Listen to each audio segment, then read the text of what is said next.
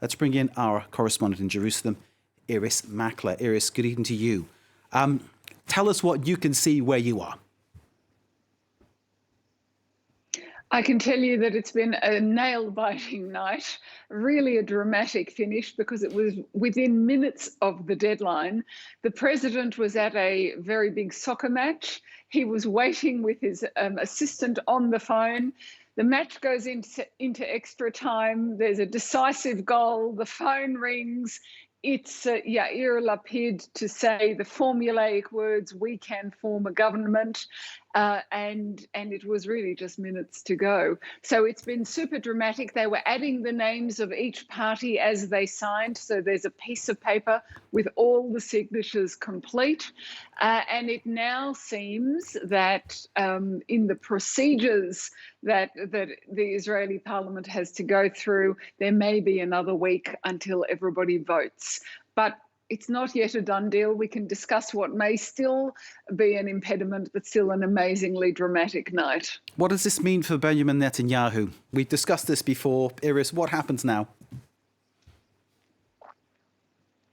What happens now is this. There is Yamina, the right-wing party, that will have the first go at the rotating prime ministership. So Naftali Bennett's party seems to be possibly falling apart around him. It was 7 people, then it went down to 6. Tonight we're hearing there might be another defector. That could mean that that this no longer is a majority, a razor-thin majority of 61. Plot twist, could it be 60 all? Then we don't know what happens. Then I really can't tell you what the situation is. At the moment, what this means for Benjamin Netanyahu, if there is a majority of 61, he goes off to be leader of the opposition. His 12 continuous years leading this country will be over. And that is monumental because he is such a dominant leader, dominating, and has really stamped himself upon every part of this government and of this people. So it would be huge for him to do that. And I think there will be recriminations within his party, the Likud, about this. OK, so possibly Benjamin Netanyahu is, in inverted commas, finished, but that could change. And we're hearing exactly what you're saying, Iris, about the delicate nature of what's happening.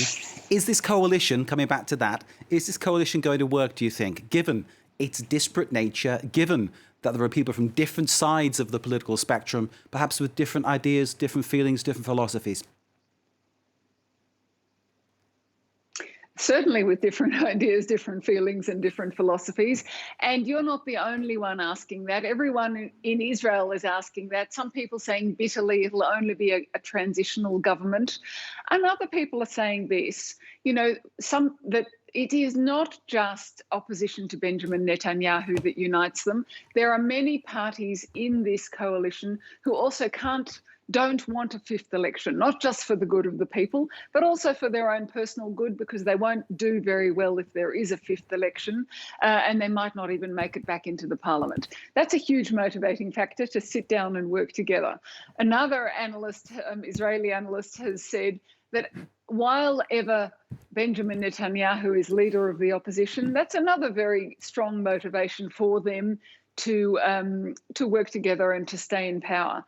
If Benjamin Netanyahu, for any reason, stops leading the Likud, stops being the leader of the opposition, then I think all bets are off. But at the moment, he says, I'm staying where I am. I'm staying leader of this party, and I will be a ferocious leader of the opposition. And so at the moment, you have to say that if they do make it to that vote, and if they do get their 61 votes, that at least they will, this rickety ship will set off. Iris Mackler, watching every development for us in Jerusalem and beyond. Thank you very much indeed, as ever, for your analysis and for those precise details as to what happens next.